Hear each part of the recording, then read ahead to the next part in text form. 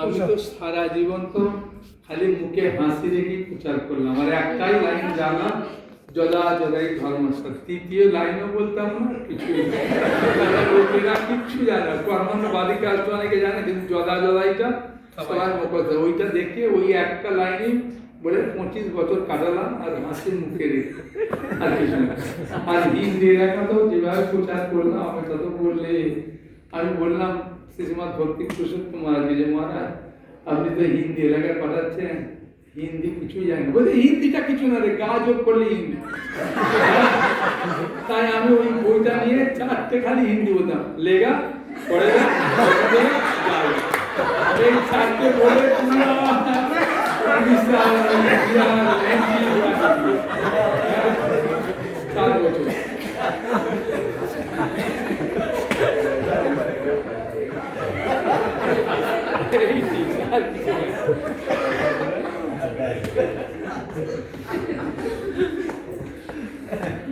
অনেক সময় মহারাজ হাসি তো ব্রহ্মচারীদের মুখে থাকে, আর যেখানে আমরা তাকাই সেই দিকে আমরা হাসি পাই। একটা গৃহস্থ আমাকে করে বলছে, আপনাদের দিকে সবাই হাসে, আমরা কারোর দিকে তাকাতে পারি না, হাসিও পাই না। তো আমি বললাম, আমাদের কমলাপতি প্রভু আছেন, আমি সারা জীবনে বুক ঈশ্বরের জন্য হাসি দেখি, তো আপনারা কেন হাসি নিয়ে এত হিংসা হচ্ছে? বলে আমরা সারা জীবনে একটা মুখ দিকে তাকাই তো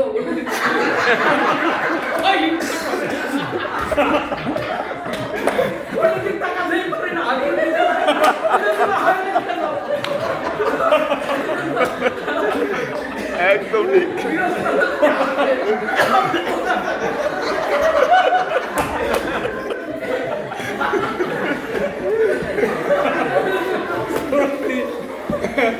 এই যদুরামকে সেদিন আনতে হয় মারা।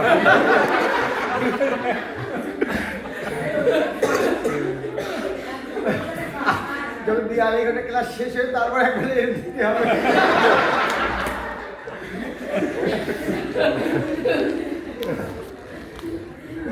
উকিল হয় না, একজন কাটে আরেকজন ধরে, তোর জায়গা নতুন আর তোর জায়গা, একজন প্রশ্ন তার একজন প্রভুর হাসিরও উদাহরণ সব জানতে পারলাম না, আর ঠোকাও মারা যাবে, ঠোকা দিলেও বিপদ, আর হাসলেও বিপদ। কিন্তু প্রচারের ক্ষেত্রে সবটাই শুভ। প্রভুপাদ একাই তো এত কিছু করে দিল, আমরা কেউ করতে পারবো না। গুরুমাতা করে আমাকে বলছে যে সবাই বসে আছে, তো দক্ষিণ ভারতে প্রচারে যেতে হবে, তো সবাই হাত উঠাইছে, কে কে প্রচারে যেতে চায়। আমি তো গুরুমাতা একটু দূরে বসে আছি। গুরু মহারাজের চোখ, রঘুনন্দন তুমি হাত উঠালে না কেন? আমি গুরুমাজ বললাম, গুরুমাজ ওই যে 9টার পরে খাওয়ার পরে যে বুক টেবিলটা যে নামিয়ে দেয় না, আমার বুক ধুপ ধুপ ধুপ। আর যদি বিভিন্ন দরজা কেউ যে না নেয়, ও যে ভাত যে কত বেড়ে যায় ব্যাগটা, বোঝা যায় না, তোমাকেই যেতে হবে। ঠিক আছে, তৈরি হয়ে গেলাম। যেদিন বেরোবো সেদিন কাউকে পাঠিয়েছে, ওকে দিয়ে বলো ওকে যেতে হবে না। সব রেডি ব্যাগটা। আমি পরে গুরুমাদের কাছে, গুরুমাদ আমি এবার রেডি হয়ে গেছি, এবার যাই। তো গুরুমাদের আশীর্বাদ নিয়ে গেলাম। প্রথম যেদিন প্রচার গেলাম ইন্দোরে, মানে গাড়ি বের করে, ওই যে লরির মতো ছিল না আমাদের, কি একটা বলে কিছু দেখো, লোডকিং। লোডকিং। আমি প্রথম দিনেই প্রচারে ফার্স্ট হয়ে গেলাম। একজন আমার কাছ থেকে এত বই নিল, যা বই ছিল সব শেষ। আমার দুঃসর বেড়ে গেল। তারপরে লাস্টে আমি ফার্স্ট হয়ে আসছি। বৈষ্ণব স্বামী ভিতরে একটা ভাগবতম ছেড়ে দিয়ে দিয়েছে, আমার থেকে উপরে দিকে আমি সেকেন্ড হয়ে গেলাম। গুরুমাতার আশীর্বাদ পেয়েছিলাম, আমার কাছে এখন আছে। তো গুরুমাতার আশীর্বাদ নিয়ে গেছিলাম, বলছিল তোমাকে যেতে হবে না। তো আর দক্ষিণ ভারত, ওখানে যে না বসে ওখানে তামিল আর তেলুগু, বিশেষ করে কেরালার লোকগুলো খুব শিক্ষিত, হিন্দি এত বেশি বোঝে না। আর ওরা মেয়েরা, খ্রিস্টান মেয়েরা সিঁদুর পরে। দক্ষিণ ভারতে খ্রিস্টান মেয়েগুলো সিঁদুর পরে। আমি তো দেখি শাখা সিঁদুর, আমাদের যে শাখা থেকে বোঝা যায়, এখন তার বোঝা যায় না। এখন ভারতের আমাদের বাংলা কিনতে করেছে, সধবা মানে শাখা সিঁদুর শাড়ি, বিধবা মানে না সিঁদুর না শাখা, অধবা মানে না শাখা না সিঁদুর না শাড়ি।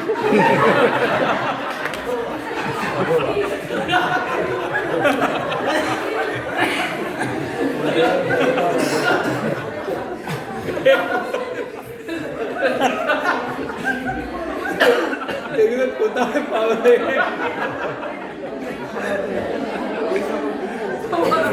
ওই নিয়ে দেখছি সিঁদুর খুব বড় আঙুলের গলায় বড় বড় চেন থাকে, দেখে মনে করে কিছু নেই যায়, বলে সরি আই এম খ্রিস্টান, আমার মুখটা ছোট হয়ে যায়। খ্রিস্টান বললে কোথায় যাবো, সেটা ভালো এক্সপিরিয়েন্স। আমি প্রচার করতে করতে একটা গীতা আমার দেশে তখন 100 কত টাকা, ওদের দেশে ওদের এত বড় মোটা হয়, ওদের ক্রিটিক্যাল মোটা, এই মোটা 400 টাকা গীতা, আমাদের তখন 170 টাকা গীতা, এখন তো 270 টাকা হয়েছে, ইংলিশও কম। এই বড় গীতা নিয়ে একজন ওই সবজি বিক্রি করে, ও দেখি আমার কাছ থেকে গীতা নিয়ে নিচ্ছে, ডেকে গীতা নিল, একখানা না তিনখানা গীতা নিয়ে নিল। তখন আমার বুকে সাহস হলো, তারপরে তো যেটা আমি দরজায় করে গুরুমাদের আমি দেখলাম গুরুমাদের কৃপারও বিশেষ প্রয়োজন আছে, বৈষ্ণবের কৃপা না হলে প্রচার করা যায় না। নইলে আমি ওই যে ইন্ডিয়ার প্রথম দিন ফার্স্ট হলাম, আমি তো চলে আসছি, বই তো বেশি বিক্রি হয়নি, 3খানা, কারো 2খানা এরকম বই বিক্রি হয়নি। আমার পুরো ব্যাগ একজন আমাকে ডেকে নিয়ে নিল, তার মানে ওটা গুরুমাদের আশীর্বাদ। কারণ আমি চিন্তা করছিলাম এখন তো সিনিয়র ভক্ত, তাতে যদি হেরে যাই তো বেশি চলে যাবে। যখন আমি ভক্তি শাস্ত্রী করতাম, যে প্রশ্নটা পারবে না আমাকে জিজ্ঞাসা করে, কেউ পড়ে না, ওরা আমাকে 24 ঘন্টা পড়তে হতো যদি আমাকে প্রশ্ন করে, ওরা সব ভুলে যায় আর আমি শুধু বই পড়ি। একটু প্রেস্টিজ বাঁচার জন্য আমার খাওয়া খুব ছুটে গেছে। আর যদি নাম্বার কম পাই, এই আমি এত কম নাম্বার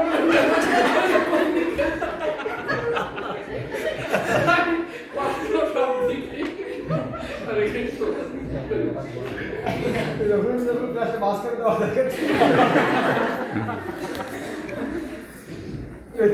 ক্লাসে মাঝখানে একটা কবি দেওয়া, যেমন যাত্রা কেন মাঝে মাঝে কবি খায় না,